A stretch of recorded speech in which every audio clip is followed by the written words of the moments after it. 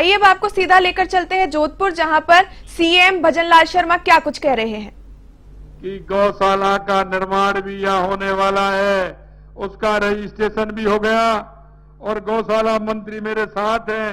उन्होंने कहा साहब इस गौशाला के लिए हमें आश्रय योजना में नवीन गौशाला खोलने के लिए 10 लाख गौ सेवा समिति और गौशाला के निर्माण के लिए जो यहाँ 90 लाख रुपए का व्यय होगा वो भी यहाँ हम करने वाले हैं। इसलिए बहुत बहुत धन्यवाद और साधुवाद मैं आपको देना चाहता हूं कि एक अच्छा काम आपने यहां किया है।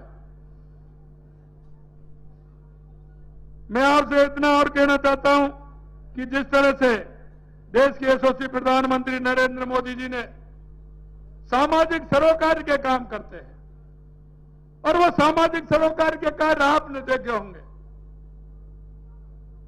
कि 2014 से 2 अक्टूबर 2014 से उन्होंने एक स्वच्छता अभियान प्रारंभ किया था और आज हम कह सकते हैं स्वच्छता अभियान हमारा जन जन के भागीदारी उसमें बना है और उस स्वच्छता के अभियान को लेकर के हम चलते हैं।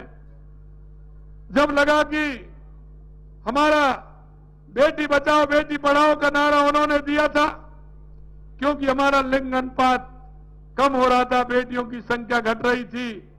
देश के यशस्वी प्रधानमंत्री नरेंद्र मोदी जी ने बेटी बचाओ बेटी पढ़ाओ का नारा दिया और आज वो संख्या हमारी संतुलन में आई है और पूरे समय में संतुलन में आकर के बेटी बचाओ बेटी पढ़ाओ का नारा जो उन्होंने दिया वो कामयाब होता हुआ दिख रहा है। और अभी उन्होंने 5 जून को पर्यावरण दिवस के अवसर पर जो उन्होंने आह्वान किया और उन्होंने कहा कि एक पेड़ मां के नाम। मैं आपसे कहना चाहता हूं भाई और बहनों, ये जो हमारा वायुमंडल है, हमारा पर्यावरण है और पर्यावरण के कारण जो आपने देखा है जिस तरह से परेशानी हो रही है, देश के यशस्वी प्रधानमंत्री नरेंद्र मोदी जी ने आह्वान किया है कि एक पेड़ मां के नाम और उस आह्वान को आप आज साकार कर रहे हैं। ये मेरे सामने जो 1008 जोड़े हैं इस योजना को आगे बढ़ाने का काम कर रहे हैं। हमें एक पेड़ मां के नाम लगाते हुए इस अभियान को और तेज करना है। आपने देखा होगा हरियाणा राजस्थान के अंतर्गत हमने कहा था कि राजस्थान के अंदर हम 7 करोड़ पौधे लगाएंगे। हमने उन 7 करोड़ पौधे से ज्यादा लगा करके राजस्थान के अंदर रिकॉर्ड बनाने का काम किया है और एक दिन में 2 करोड़ पौधे लगाने का काम हमारी सरकार ने किया है। मैं आपसे कहना चाहता हूं भाई और बहनों कि हमने ये जो अभियान लिया है, इस अभियान को आगे रखते हुए अगले आने वाले 5 साल में हमको 50 करोड़ पौधे लगाने का काम हमें करना है। 50 करोड़ पौधे लगाने का काम करना है। और मैं एक बात कहना चाहता हूं, जिसके मन में अच्छे काम करने की होती है, जिसके अंदर काम करने का जज्बा होता है, ईश्वर भी उसका साथ देता है। आप मेरे को बताइए इस बार आपकी फसल कैसी है? सभी किसान भाई आए हैं, ऊपर हाथ खड़ा करिए, फसल कैसी है आपके यहां? अच्छी है ना? तो देखिए देश के यशस्वी प्रधानमंत्री नरेंद्र मोदी जी ने तो पेड़ लगाने का आह्वान किया और ऊपर वाले ने कहा कि आप तो जमीन पर लगा दीजिए, उनको बड़ा मैं कर दूंगा। लगातार वर्षा होकर के जितने पेड़ लगाए थे वो सारे के सब पेड़ लग गए। ये उस ऊपर वाले की मेहरबानी है और आपकी फसल भी अच्छी है। हम गांव में जाते हैं, रिश्तेदारी में जाते हैं तो क्या पूछते हैं? यही तो पूछते हैं कि आपके यहां फसल कैसी है। पूछते हैं कि नहीं पूछते? और दूसरी बात क्या पूछते हैं कि आपके घर में दूध हो रहा है कि नहीं हो रहा है। यही पूछते हैं ना।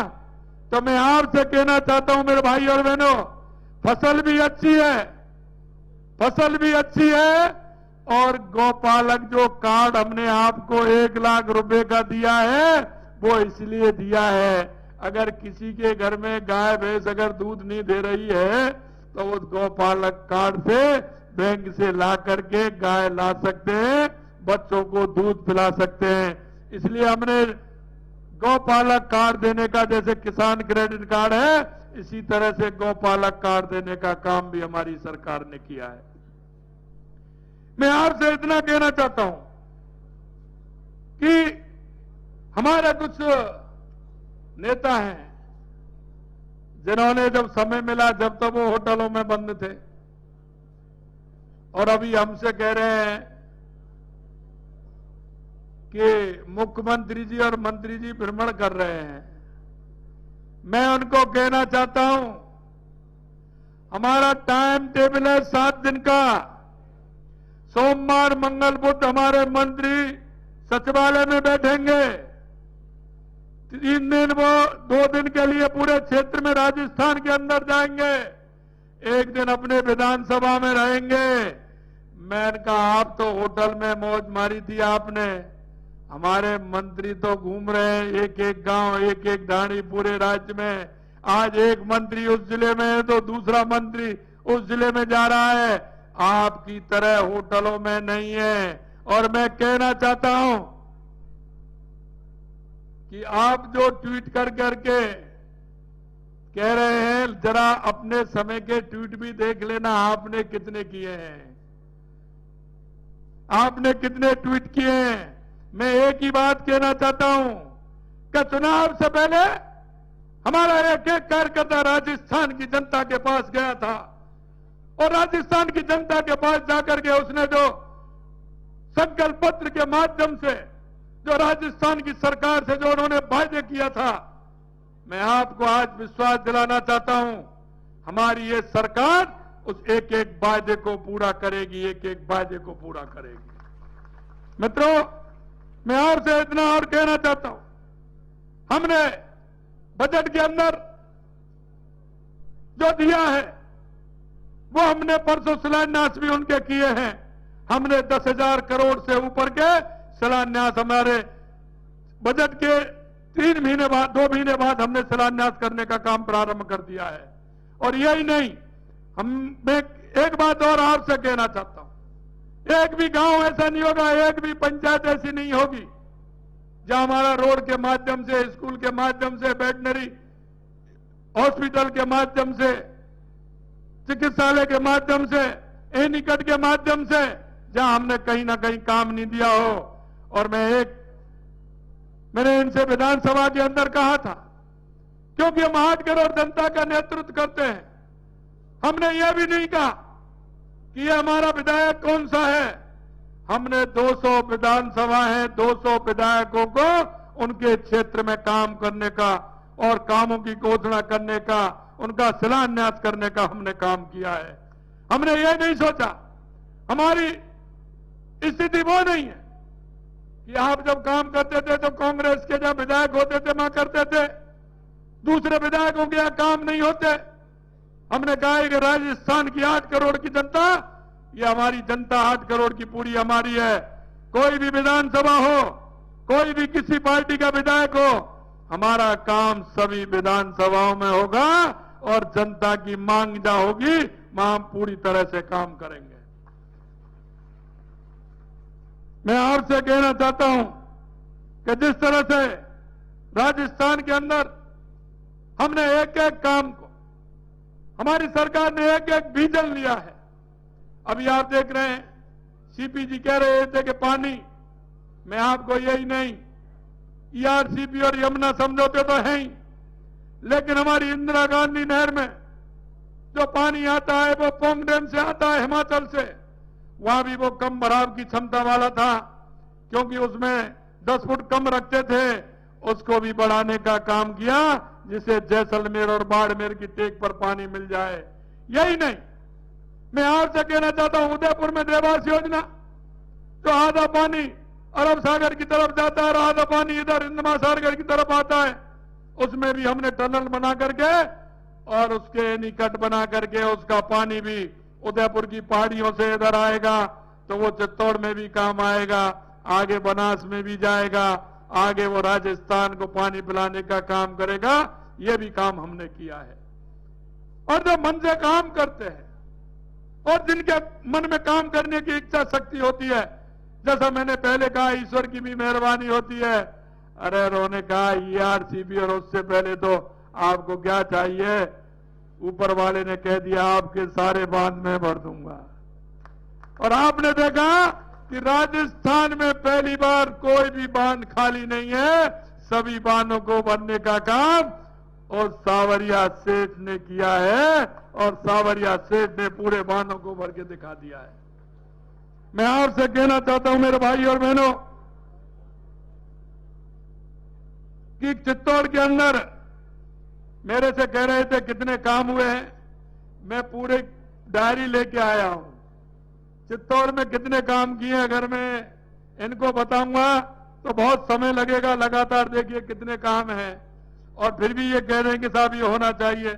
मैं आपको कहना 3,350 करोड़ की लागत से जाखम बांध आधारित बृहद पेयजल परियोजना को चित्तौड़गढ़, प्रतापगढ़, राजसमंद, उदयपुर से जोड़ा जाएगा। 3,530 करोड़ रुपए इस परियोजना के लिए शेष 116 में से 111 भूखंडों को चिन्हित कर इसमें भूमि आवंटन की प्रक्रिया भी चालू की जाएगी।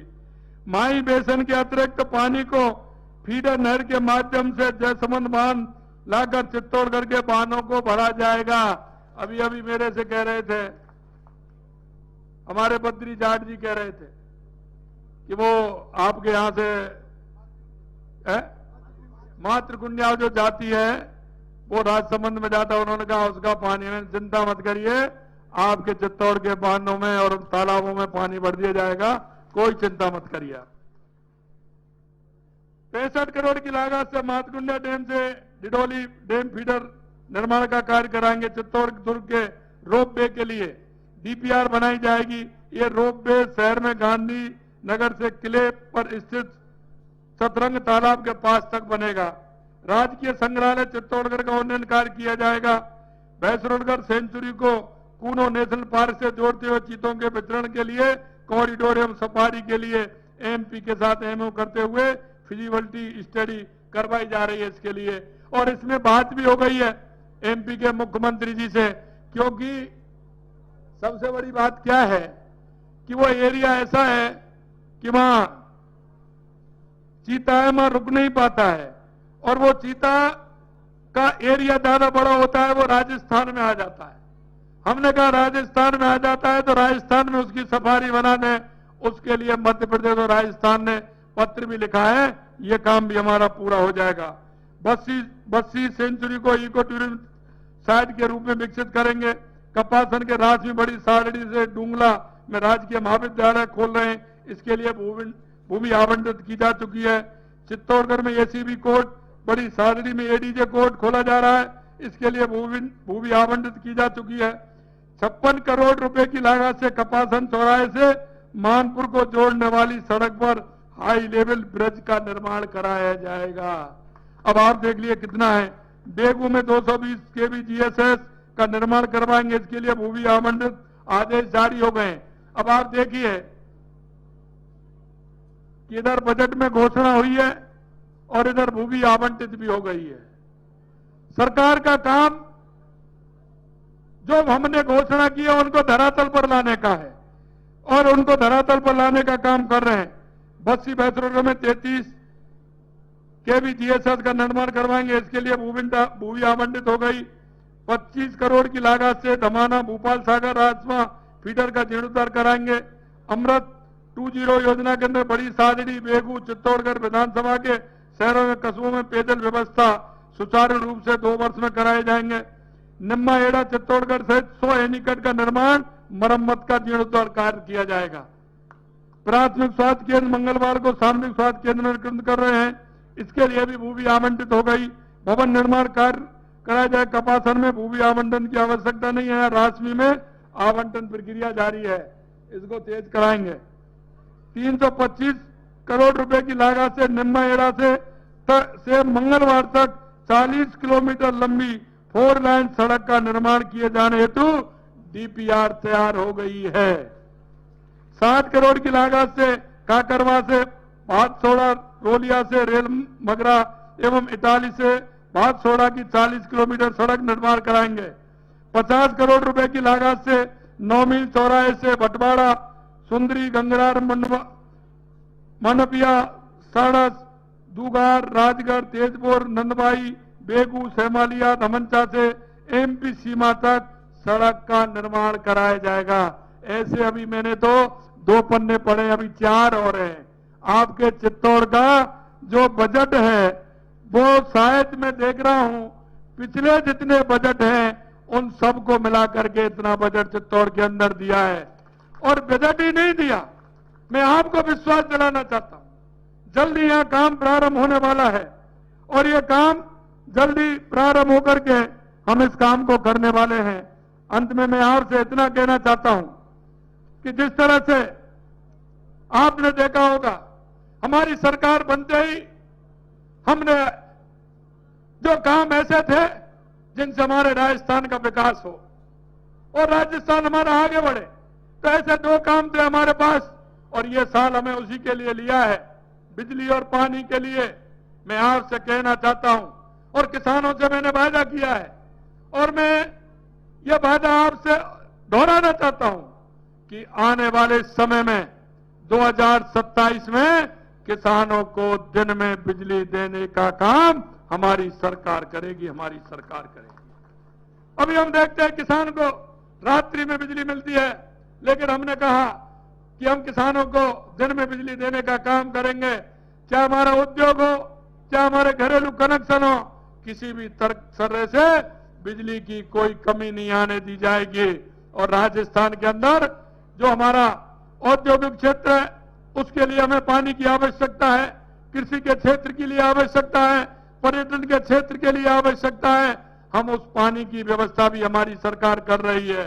अभी तो हमने बाहर से समझौता किया है, लेकिन मैं आपसे कहना चाहता हूं, मैंने अभी अधिकारियों को कहा कि आप हर गांव की, हर क्षेत्र की विधानसभा की पूरी तरह से रीडिंग करिए कि जहां हमारी वर्षा हुई है और वर्षा का पानी हमारा बह करके चला गया है, वर्षा का पानी हमारा कोई काम नहीं आया, वहां के ऐसे एनीकट बनाइए।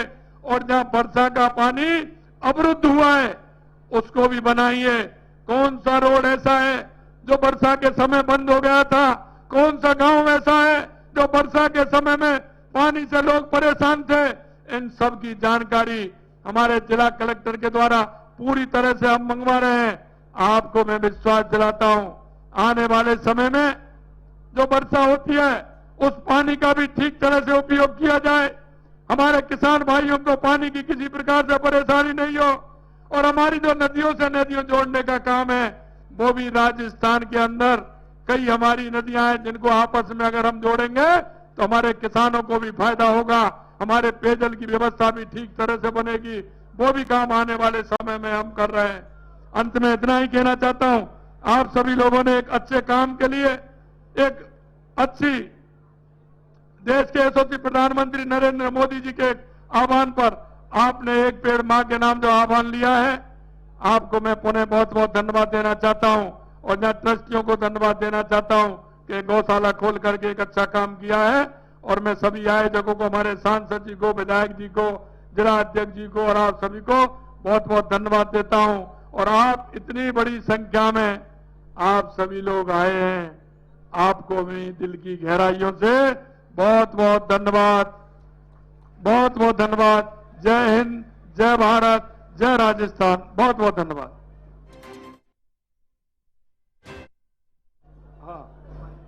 आभार प्रकट करें।